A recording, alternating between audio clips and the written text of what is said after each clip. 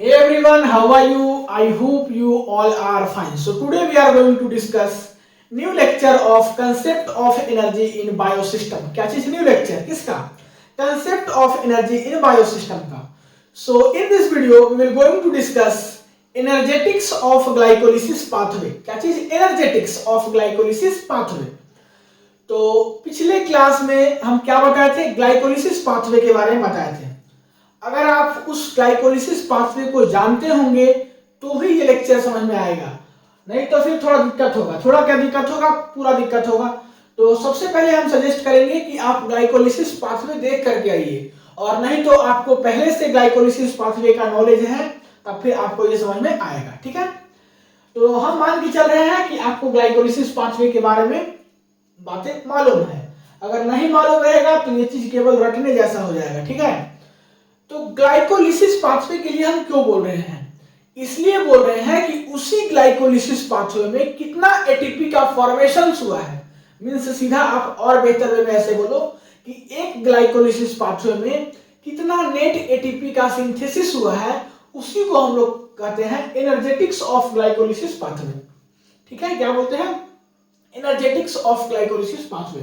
Means कितना ATP क्या हुआ है, सिंथेसिस हुआ है एक पूरे ग्लाइकोलिसिस पाथवे में, उसी को हमको क्या करना है? पढ़ना है. तो चलिए, आपको ग्लाइकोलिसिस पाथवे जो 10 स्टेप का था वो याद नहीं भी होगा तो कम से कम समझे होंगे, तो ये सब बातें समझ जाओगे. ठीक है, और अगर हो सके तो आपके कॉपी में लिखा हो तो उसका पेज पीछे पलट के जैसे जैसे हम यहाँ पे बोले उसको थोड़ा देख लेना. ठीक है, तो देखिए ग्लाइकोलिसिस पाथवे में क्या होता था कि आपका एटीपी गेन होता था. ठीक है, बहुत सारा मॉलिक्यूल्स ऑफ एटीपी गेन होता था और बहुत सारा मॉलिक्यूल्स ऑफ एटीपी जो है वो यूज होता था. दो बातों पे ध्यान दीजिएगा, एक गेन भी होता था और एक यूज भी होता था. गेन को बोल सकते हो कि सिंथेसाइज होता था और यूज को बोल सकते हो कि यूटिलाइज होता था. तो अगर हमको energetics of glycolysis pathway means glycolysis pathway में एटीपी कितना सिंथेसिस हुआ है, मींस नेट एटीपी कितना सिंथेसिस हुआ है अगर पता करना है, तो जितना आपका गेन हुआ है और जितना आपका यूटिलाइज हुआ है, मींस गेन में से यूटिलाइज को हम लोग क्या कर दें? माइनस कर दें, तो हमारा नेट एटीपी पता चल जाएगा एक ग्लाइकोलिसिस पाथवे में. बात समझे? मान लो कि कुछ एटीपी ऑफ मॉलिक्यूल्स जो है हमारा गेन हुआ और कुछ यूज हुआ, तो गेन माइनस यूज कर देंगे तो मेरा जो नेट एटीपी कितना सिंथेसाइज हुआ है एक ग्लाइकोलिसिस पाथवे में वो पता चल जाएगा. तो सबसे पहले हम लोग देखते हैं कि मॉलिक्यूल्स ऑफ एटीपी गेन्ड या सिंथेसाइज. ठीक है, तो सबसे फर्स्ट है आपका कि जब ग्लिसरॉल्डिहाइड 3 फॉस्फेट से 1,3 बाइफॉस्फोग्लिसरेट में कन्वर्ट हुआ था, तो यहां पे क्या हुआ था कि 2 NAD+ जो है वो कन्वर्ट हुआ था NADH और H+ में. आपके कॉपी में अगर ग्लाइकोलिसिस पाथवे होगा तो जाकर के देखिए कि ग्लिसरॉल्डिहाइड 3 फॉस्फेट से जब 1,3 बाइफॉस्फोग्लिसरेट में कन्वर्ट हुआ था तो क्या हुआ था? 2 NADH का फॉर्मेशन हुआ था. मींस 2 NAD+ कन्वर्ट हुआ था 2 NADH में. और आपको मालूम होगा या नहीं होगा, आप जान लीजिए कि एक NADH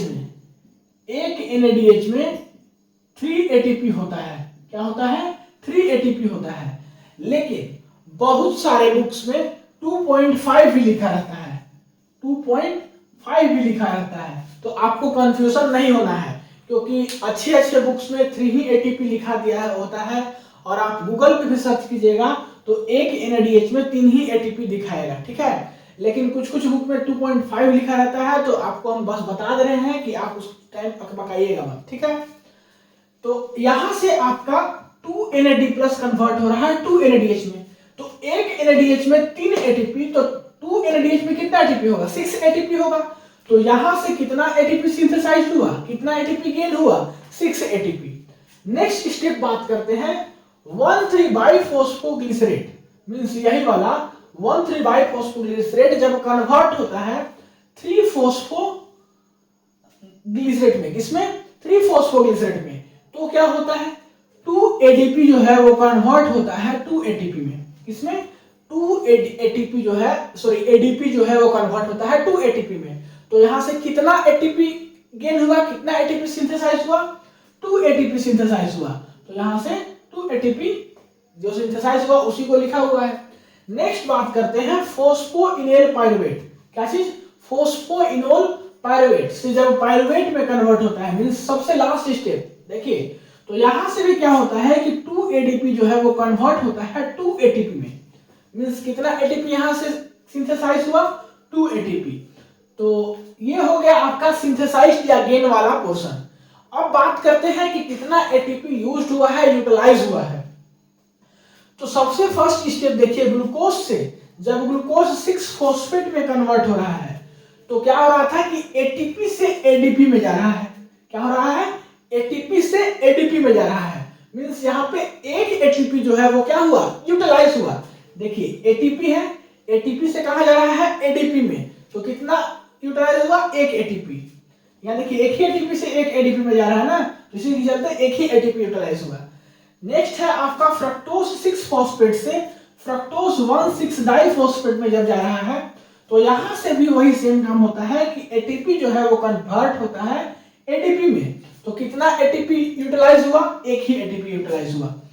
अब हमको बात करना है कि कितना नेट एटीपी जो है आपका वो सिंथेसाइज होता है एक ग्लाइकोलिसिस पाथवे में। इसी को बोलते हैं एनर्जेटिक्स ऑफ ग्लाइकोलिसिस पाथवे। तो जितना आपका गेन हुआ और जितना यूटिलाइज हुआ वो आप जान गए। तो गेन माइनस यूटिलाइज कर दो, आपको नेट मिल जाएगा। तो गेन माइनस यूटिलाइज करेंगे तो सबसे पहले देखते हैं कि गेन कितना हुआ। 6 यहां से, 2 यहां से और 2 यहां से, मींस 6 और 4, टोटल आपका 10 एटीपी जो है गेन हुआ। और लॉस कितना हुआ? 1 एंड 2, 2 एटीपी आपका लॉस हुआ। तो गेन है 10 और लॉस है 2, तो कितना हो जाएगा? नेट 8 हो जाएगा। तो एक ग्लाइकोलिसिस पाथवे में कितना एटीपी सिंथेसाइज होता है? 8। वही लिखा हुआ है नंबर ऑफ एटीपी सिंथेसाइज आपका 10 यहां से, और नंबर ऑफ एटीपी यूज्ड जो है आपका वो है 2। तो नेट निकालना है तो इसमें से इसको माइनस कर देंगे तो नेट एटीपी सिंथेसाइज हो जाएगा आपका, हो जाएगा 8 एटीपी। अब यहां से क्वेश्चन क्या आ सकता है? आपके सेमेस्टर एग्जाम में यहां से 2 टाइप्स में क्वेश्चन पूछा जा सकता है, एक 1 मार्क्स में और एक 3-4 मार्क्स में। 3-4 मार्क्स में डायरेक्ट पूछ देगा कि एनर्जेटिक्स ऑफ ग्लाइकोलिसिस पाथवे। तो आपको जैसे हम लिखे हैं पूरा आपको लिख करके दिखाना होगा कि यहां से यहां कन्वर्ट हो रहा है, यहां से यहां कन्वर्ट हो रहा है, तो ये इतना एटीपी का फॉर्मेशन हो रहा है, सिंथेसाइज हो रहा है। और लॉस वाला पार्ट भी आपको दिखाना होगा कि यहां से यहां जा रहा है तो इतना एटीपी लॉस हो रहा है, फिर आपको दिखाना होगा नेट, ठीक है, और लिखना होगा कि नेट एटीपी आपका इतना हुआ। लेकिन अगर 1 मार्क्स में क्वेश्चन पूछेगा तो क्या पूछ सकता है? सीधा आपसे पूछ देगा कि कितना एटीपी जो है, मींस कितना नेट एटीपी जो है सिंथेसाइज होता है 1 ग्लाइकोलिसिस पाथवे में। तो नेट एटीपी पूछे तो आपको बताना है 8। क्या बताना है? 8। एक्चुअली ये सब भी पूछ सकता है, ये भी 1 नंबर का क्वेश्चन होता है, लेकिन ज्यादा चांसेस है कि नेट एटीपी कितना सिंथेसाइज होता है एक ग्लाइकोलिसिस पाथवे में, ठीक है। तो यहां से 2 टाइप्स में क्वेश्चन पूछा जा सकता है। तो इस क्लास में इतना ही, मिलते हैं अगले क्लास में। अगले क्लास में हम लोग ग्लाइकोलिसिस को क्या करेंगे? खत्म करेंगे। वहां पे हम लोग देखेंगे ग्लाइकोलिसिस का सिग्निफिकेंस, और उसके बाद फिर हम लोग उसके नेक्स्ट क्लास से डिस्कस करेंगे सिट्रिक एसिड साइकिल, जिसको कि हम लोग क्रेब्स साइकिल ही बोलते हैं। तो चलिए मिलते हैं अगले क्लास में, तब तक के लिए पढ़ाई करते रहिए। All the very best. Video को पॉज करके नोट कर लीजिए।